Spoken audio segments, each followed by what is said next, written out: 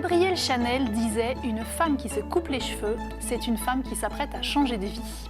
Notre coiffure parle de nous, de notre personnalité, de notre style de vie, mais aussi de nos états d'âme et pourquoi pas de nos émotions. Et c'est pas mon invité d'aujourd'hui qui me contredira.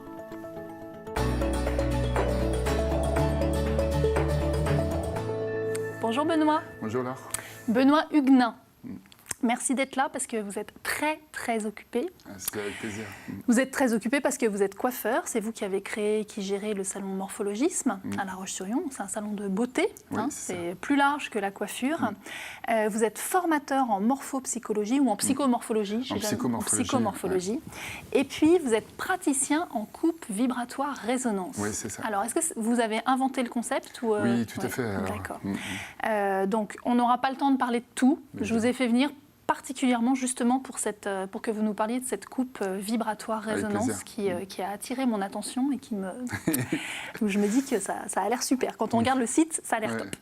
Alors, est-ce que d'abord, vous voulez bien nous dire ce que c'est que cette coupe vibratoire résonance haircut? Voilà, c'est ça. Parce qu'à l'origine, c'est une coupe de cheveux avec un rasoir que là j'ai amené justement avec moi, donc ce rasoir-là qui est... Ah oui, c'est le rasoir comme dans les westerns. Comme dans les westerns, qu'on appelle aussi le coupe-chou.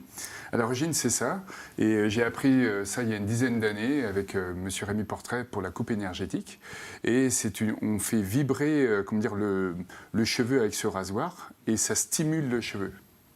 Et donc à partir de là, après, il y a plein d'incidences sur le corps et tout ça. Mais à l'origine, c'est une coupe de cheveux. D'accord. Mais de ce que j'ai vu sur Internet, là, c'est plus juste une coupe de cheveux. Voilà, il y a tout parce que du coup, on l'a fait énormément évoluer. Parce que ça, c'est la base avec ce monsieur qui a mis en place ce système au départ. Mais après, il y a toutes les connaissances qu'on a acquis au fur et à mesure au niveau de la vibration, du son. Et le fait de simplement émettre la vibration dans le cheveu émet un son. Et du coup, ça fait rentrer en résonance, d'où le système de résonance, ça fait rentrer en résonance votre corps. Et tout ce qui est en dehors de votre résonance originelle, naturelle, va vouloir chercher à sortir. Le stress, les peurs, les mémoires émotionnelles ou cellulaires. Donc vous voyez, ça va bien au-delà de la coiffure. Alors, est-ce que c'est basé sur des principes je ne sais pas, c'est sur quel... c'est de la médecine chinoise? Voilà, c'est ça. C'est-à-dire que tout est basé, en fin de compte, on a fait des liens après avec la MTC, la médecine traditionnelle chinoise, où pour ceux qui connaissent, on a plusieurs méridiens au niveau du corps et des points d'acupuncture. Ça, c'est plus connu de chacun. Et en fin de compte, chaque vibration qu'on va émettre sur le cheveu va toucher ces méridiens. Et surtout, un qui est très important pour notre corps, c'est le vaisseau gouverneur qui se situe au milieu et qui est en rapport avec toutes les glandes endocrines, et donc nos systèmes endocriniens, et qui est en rapport avec les hormones, donc avec le stress, vous voyez, les émotions, tout en découle après derrière. Donc nous, simplement, on va réaccorder le corps. Et donc, est-ce que ça veut dire que dans le crâne, on a un peu comme on avait reçu une réflexologue plantaire qui nous expliquait que dans la plante des pieds, chaque zone correspond à une partie du corps. Est-ce que dans le crâne, chaque zone correspond à une partie du corps aussi? On peut faire exactement ça. Et donc, si je tire une mèche de cheveux là, ça agit sur une partie du corps, alors que si je tire exactement. Alors, quand vous tirez le cheveu, en fin de compte, quand vous émettez cette vibration dans le cheveu, en fin de compte, ça va jouer sur nos molécules d'eau. Comme on fait rentrer en vibration, le stress ou tout ça va jouer sur des crispations, sur nos organes, comme vous parlez de la réflexion plantaire, on voit souvent ce panneau, on va voir l'estomac, le foie, voilà, et on va réaccorder ça. Mais nous, on ne va pas voir ça au niveau de la tête. Par contre, le fait d'émettre la vibration et passer par le vaisseau gouverneur va toucher justement l'estomac, le foie, donc ça va réaccorder tout le corps, parce que ça va surtout remettre à vibrer correctement les molécules d'eau qui sont dans le foie, dans l'estomac, dans la vésicule biliaire, etc.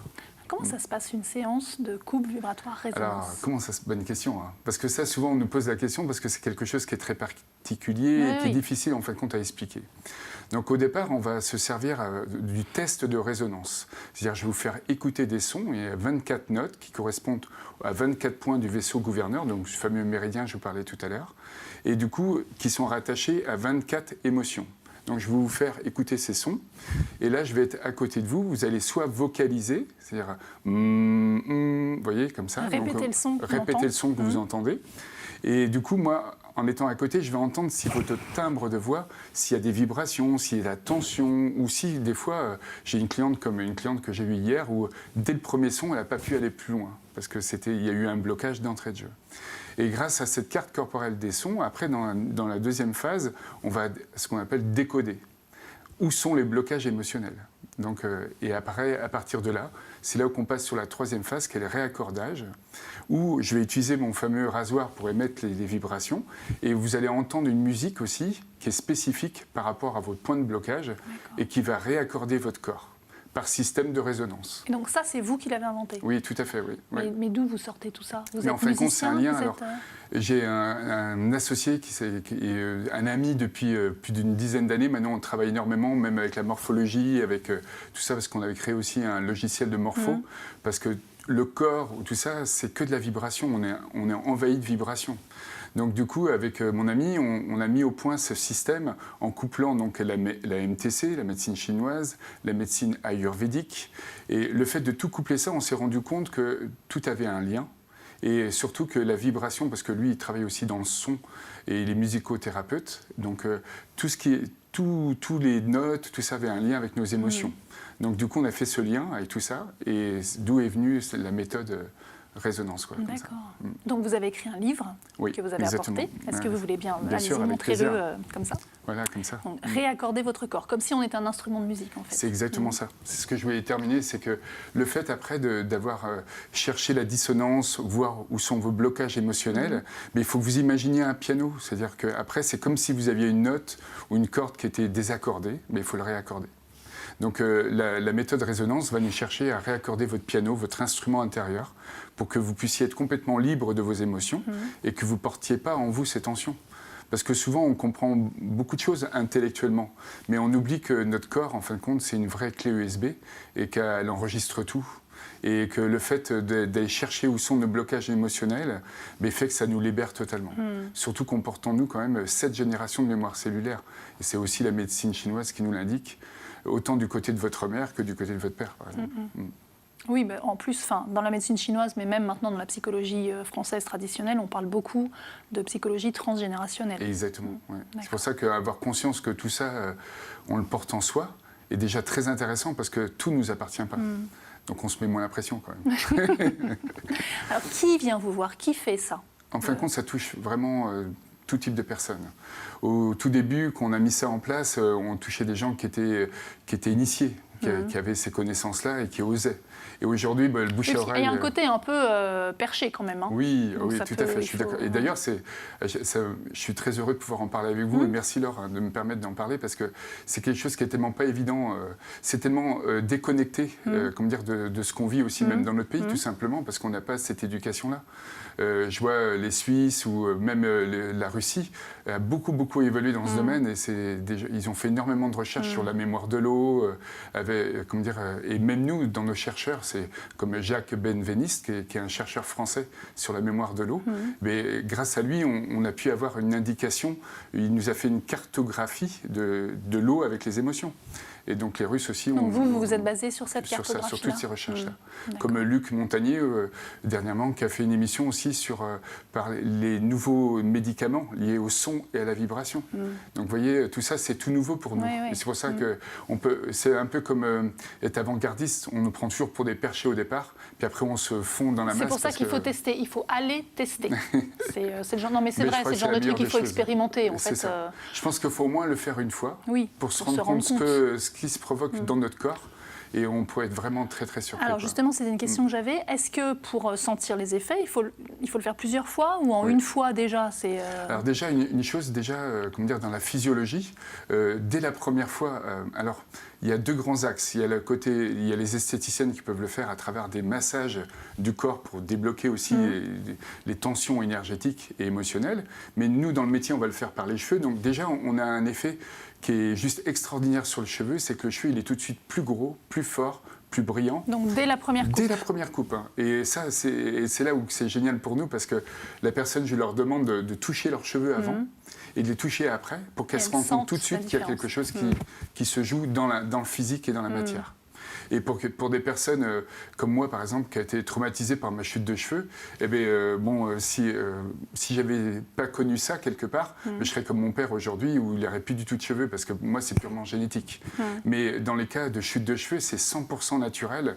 Et ça bloque tout de suite la chute de cheveux, mais il faut juste le prendre à temps. Et moi, c'est ce qui m'a permis aujourd'hui de préserver ce qui me reste. Ah oui, donc vous le recommandez aux hommes, parce que c'est plutôt les hommes qui perdent leurs cheveux. Voilà, ou même les femmes, vous voyez, comme on arrive aujourd'hui, on est dans la fin d'été, début d'automne, on est dans la chute de cheveux quelque part. Et bien, là, vous faites juste une coupe vibratoire et ça va vous stopper tout de suite. Est-ce que ça marche pour les cheveux blancs? Pareil. Moi, j'étais très étonné. Parce que c'est juste extraordinaire de voir, maintenant, comme je disais, ça fait plus de 10 ans que je pratique, et j'ai vu des repigmentations de cheveux blancs. Et ça, c'est très, très étonnant. C'est-à-dire que des fois, le cheveu blanc, ce qu'il faut voir, c'est que le cheveu est rattaché à nos peurs aussi, à du stress, à nos peurs. Et donc, du coup, le fait d'avoir des peurs peuvent nous mettre, on peut dire, on blanchit de peur ou des choses comme ça. Vous voyez, ces choses qu'on entend, eh bien, ça bloque notre mélanine et du coup, nos cheveux blancs apparaissent. Le fait de remettre la vibration, de remettre tout ça en route, fait que nos cheveux blancs, il y a certains cheveux peuvent se recolorer. Okay. Mais en tous les cas, ça les stimule. C'est ce qu'il faut retenir. Super. Bon.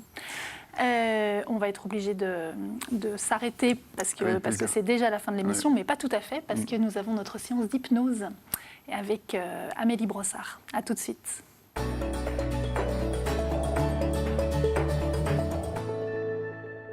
Bonjour à tous. Aujourd'hui, je vais vous donner un petit conseil concernant le grignotage, puisque je vois souvent des personnes en consultation qui souhaitent mincir, mais qui ont des petits troubles alimentaires et qui sont souvent le grignotage. Eh bien, ce qui est nécessaire, c'est de se poser la question, qu'est-ce que ça m'apporte quand je grignote? Qu'est-ce que ça vous apporte quand vous grignotez? Du plaisir? Du réconfort? Qu'est-ce que ça vous apporte? Déterminez ce qu'il y a là-dessous, l'émotion ou l'intention qu'il y a en dessous du fait de grignoter.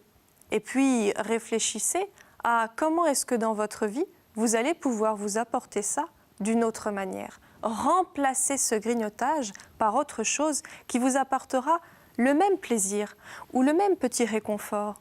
Alors bien sûr, ça peut être de multiples choses. Quelquefois, j'ai des personnes qui se remettent au sport et quelquefois, j'ai des personnes qui remplacent le grignotage par une simple tisane ou une infusion. Parce que remplacer un comportement, c'est plus facile que de le supprimer. Alors déterminez l'intention, l'émotion qu'il y a en dessous, qu'est-ce que ça m'apporte quand je grignote? Et trouvez une solution dans votre vie pour que cette émotion, elle soit comblée d'une autre manière. Je vous souhaite une bonne journée et je vous dis à bientôt.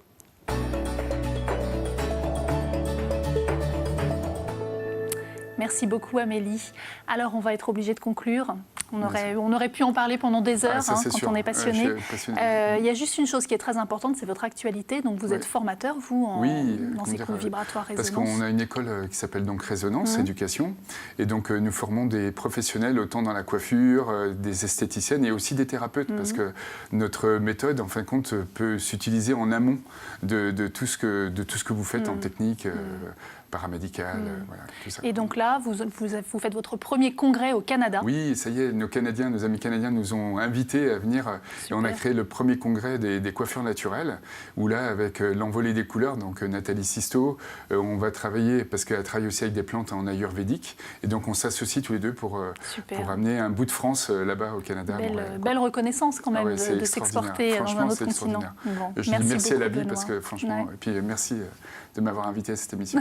Merci à la vie et à l'orcaille. À l'orcaille. Merci à vous d'être venus. Merci beaucoup. Au revoir. Et puis moi, je vous dis à la semaine prochaine.